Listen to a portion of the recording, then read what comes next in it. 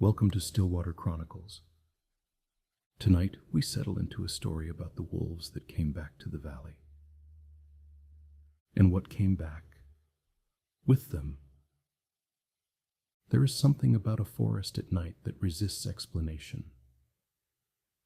It is not that it is dark, though it is. It is not that it is quiet, though it is that too. It is something older than darkness and quieter than silence, a quality of presence, as though the trees are not simply standing there, but watching, as though the ground beneath them holds a memory you were never meant to find. Teodora had spent enough nights in forests to know this feeling well. She had learned over years not to name it. Naming it gave it edges. And the feeling, whatever it was, did not have edges. It was ambient. Total. The kind of thing you breathe in without knowing you are breathing. She had come to the Carpathians for the wolves, not to hunt them, not to disturb them, only to watch. That was her work, her whole work.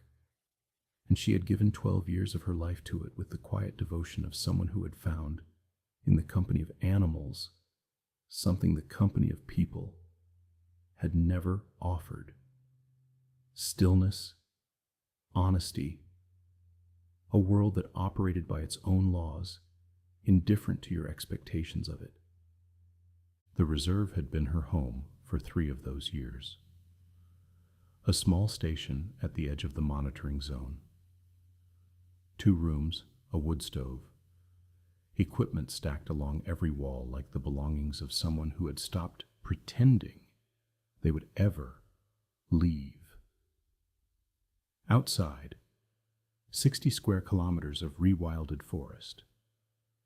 Inside the forest, 6 wolves. Pack 7. That was what she called them in her reports. In her own thoughts, she called them by the names she had given them in the first year. Gree, for the gray female who was alpha now. Umbra, the twins, Loop and Chioban. Old Negru, with his lame left hind leg and his expression of permanent mild irritation. And the youngest, the one she had started calling Mick, because he had arrived in the second winter thin and tentative, and because something about him had seemed fragile, in a way the others were not. They were doing well. More than well. She had written that in every report for 2 years. The pack is cohesive. Territorial boundaries are established. Prey interaction is within normal parameters. The phrasing was clinical because it had to be. But what she meant underneath the language was, they are home. They have made this valley theirs. They are exactly what they were supposed to be. She believed that. She had believed it entirely. Until the footage from camera 9. It had started in November. She had been reviewing the weekly uploads. Standard procedure. 6 cameras. Motion triggered. Positioned at the boundaries of the pack's known range. Most of it was routine. A deer at camera 3. Umbra and Loop passing through the lower trail at camera 1, moving east at a relaxed pace. A fox at camera 6, alone, doing something secretive near a root hollow. Camera 9 was positioned at the northern edge of the reserve, a ridge trail that the pack used occasionally but rarely.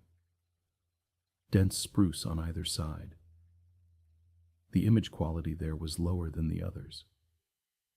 The canopy disrupted the signal. She almost skipped it. The way you sometimes skip the last item on a list when your attention has already moved elsewhere. She didn't skip it. The footage was time-stamped 2:14 a.m. The pack was moving through the frame in single file. Gree at the front, then Negru, then Umbra, then the twins together, then Mick at the rear. Normal formation, normal pace. The night vision image was green and gray and slightly grainy, the way it always was at camera 9, and she watched them pass through with the uncomplicated pleasure she always felt watching the pack move in the dark. They were purposeful, fluid, something perfectly itself. Then the last figure passed through the frame. She stopped the footage. She reversed it, played it again. There were 7 shapes in the file, not 6. The 7th moved in the position behind Mike, not quite touching him, not quite separate, keeping pace with a stride that was close to the wolf's stride but not identical. Longer, more upright. The shape of it, even in the green-gray grain, was unmistakable. It walked on 2 legs. She sat very still at her desk for a long time. The wood stove ticked behind her. Outside, the forest was dark and quiet, and entirely itself. She told herself, a person, someone on the trail, a hiker who had wandered into the reserve after hours. It happened, rarely, but it happened. She told herself this and almost believed it, except that hikers did not walk in single file with wolf packs at 2 in the morning, except that the wolves had not reacted. Not Gree at the front, who turned her head for every unfamiliar sound. Not Negru, whose wariness of humans was the first thing Teodora had noted in year 1. They moved with it, as though it was simply there, as though it had always been there.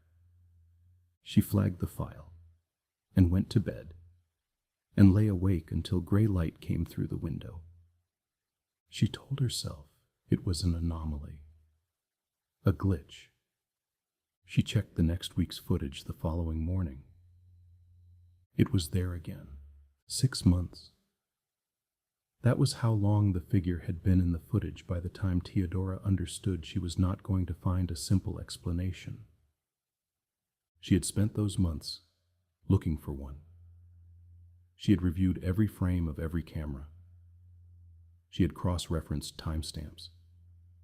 She had contacted the reserve's technical coordinator about image artifacts, compression errors, the possibility of the night vision software generating ghost shapes under certain conditions. The coordinator had looked at the files and said nothing useful. She had sent 3 of the clips to a wildlife researcher she trusted without context, asking only, "Does anything in these images strike you as unusual?" He had replied, "The pack looks healthy. Is there a person in that last clip?" She had not replied. The figure appeared in footage from camera 9, camera 4, camera 2, always at night, always with the pack, always in the same position, behind Mike at the rear, moving with that same upright stride that was almost right, almost human, but calibrated to something she couldn't name. In daylight footage, and it appeared in daylight footage too, 3 times, it was harder to see. Something about the way it moved through light made it difficult for the camera to resolve clearly. She had watched one sequence 40 times. The pack moving through a sunlit clearing. The shapes distinct and sharp.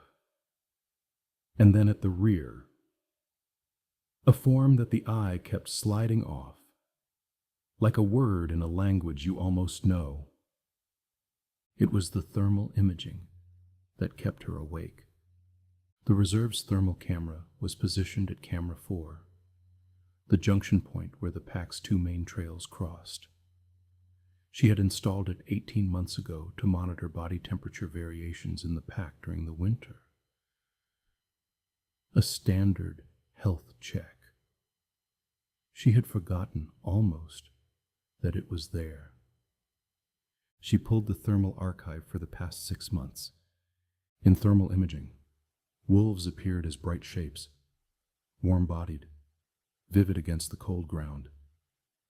Each one a clear and readable signature. She found Pack 7 easily. Found Gree and Negru and Umbra, and the twins, and Mike, moving in their familiar formation, their heat signatures precise and unmistakable. Behind Mike, the 7th shape. It was warm. It had a human-shaped heat signature. The distribution of warmth across the form was that of a standing person.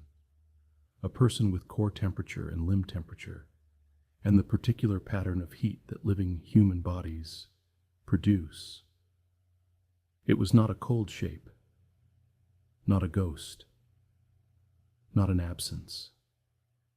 It was as warm as Teodora herself would have appeared if she had walked into that frame. She zoomed in. She stared at the shape for a very long time. It was looking back toward the camera. She found the village reports by accident. She had not been looking for them. She had been tracing the pack's territorial range on a regional map. Standard documentation. When she had noticed that Camera 9's northern ridge trail ran within 4 kilometers of the village of Prisaka. Camera 4's junction was 6 kilometers from Vadu Krishului. Camera 2's tree line ended at the edge of a valley that opened eventually onto the scattered houses of Lunca Bradului. 3 cameras, 3 villages. She had looked up each village in the regional welfare registry, something she did sometimes in the ordinary course of reserve documentation, checking whether livestock incidents or land disputes overlapped with pack activity. In the week following each camera appearance of the figure, there had been a death. Prisaka, a man of 81, reported as natural causes, had been unwell for some time. Family noted he had seemed at peace in his final days. The local doctor had signed the certificate without concern. Vadu Krishului, a woman of 77, heart failure, long expected. Her daughter had told the registry coordinator that her mother had asked, in her last night, to have the window left open. She had wanted to hear the forest. Lunca Bradului, an elderly man, age unknown, found at rest in his chair by the wood stove. The neighbors had said he had no family. He had lived quietly. He had, the report noted, been very old. Teodora read each report twice. Then she sat back in her chair and looked at the forest through the window. The trees stood in their rows, patient and dark, the way trees always stand. Nothing moved. Nothing announced itself. She thought about the older woman in Vadu Krishului, who had asked for her window to be left open, who had wanted to hear the forest. She thought about what the forest might have sent to her. That evening, Teodora went out. She did not bring the camera. She told herself this was because the battery was low, which was true, but not the reason. She followed the trail north, the ridge trail, the Camera 9 trail, moving in the dark, with the careful attention of someone who knows a forest well enough to walk it without light. The spruce pressed close on either side. The ground was soft. Somewhere above her, the sky held a pale gray wash of stars. She walked for 40 minutes. She stopped at the point where the trail curved toward the ridge, the point where the pack usually appeared in the footage. She stood still. She listened. The forest offered her its standard sounds. The small shift of branches, the distant percussion of a woodpecker working on something in the dark, the almost inaudible breath of the trees themselves. And then she heard them. Not close, perhaps half a kilometer to the east, moving along the ridge at the pack's usual night pace. She knew their sound well, had learned it the way you learn a piece of music you have listened to many times, until you know not just the notes, but the spaces between them. She heard Gree's particular ground-covering lope. She heard the twins moving together.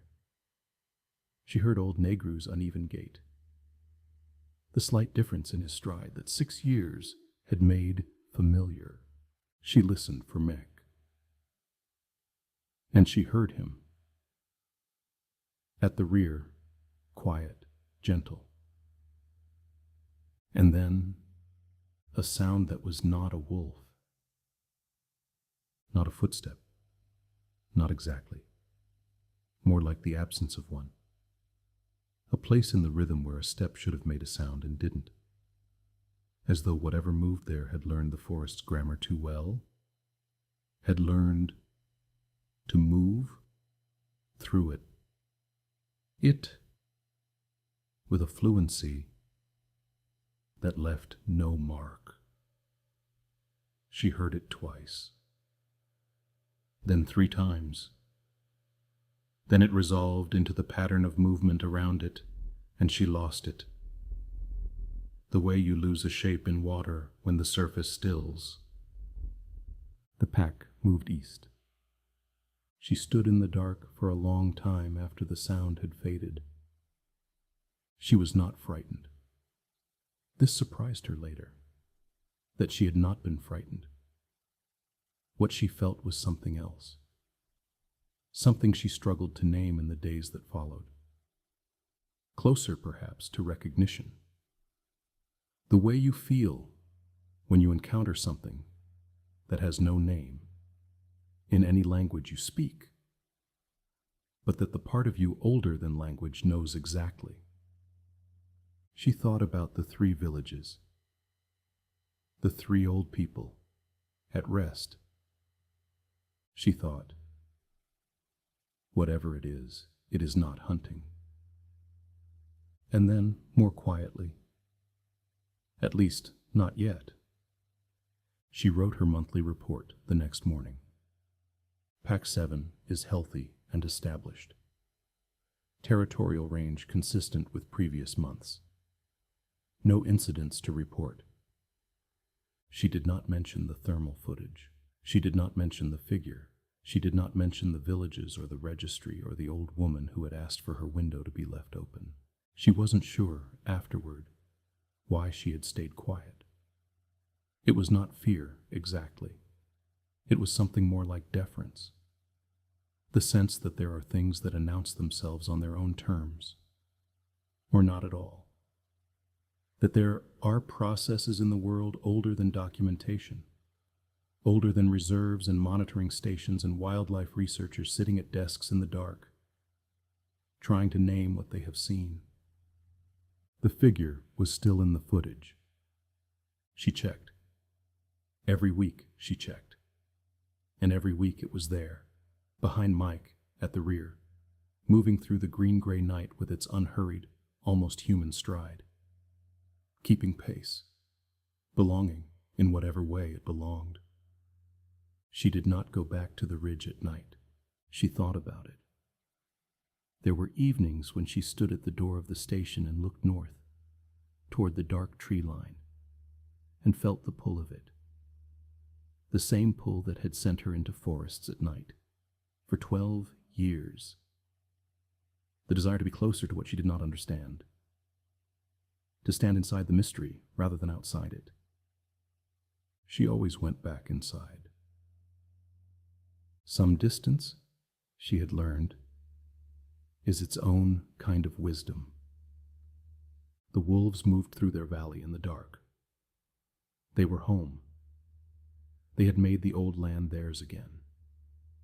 And whatever moved with them, whatever had chosen to join them, to keep pace with them, to walk at the edge of the pack in the long, cold nights of the Carpathian winter. It was, she thought, simply doing what it had always done, moving through the places between things, visiting the edges, carrying something home. She did not know what that meant. She was not sure she was supposed to. Outside, the forest waited, the way forests have always waited, patient and dark and older than every question you might think to ask of it. And in the thermal archive, on a cold January night, a warm shape paused at the ridge, turned, and looked back toward the light in the station window, the way you look at something you recognize, the way you look at something you have been watching for a very long time. Thank you for listening to Stillwater Chronicles, where even the oldest forests hold a door left open. If this stillness stayed with you, if the dark between the trees settled somewhere deep, then let it remain a little while longer. Some things move at the edge of what we know, and some of them perhaps are simply on their way. Rest now. The valley will keep watch.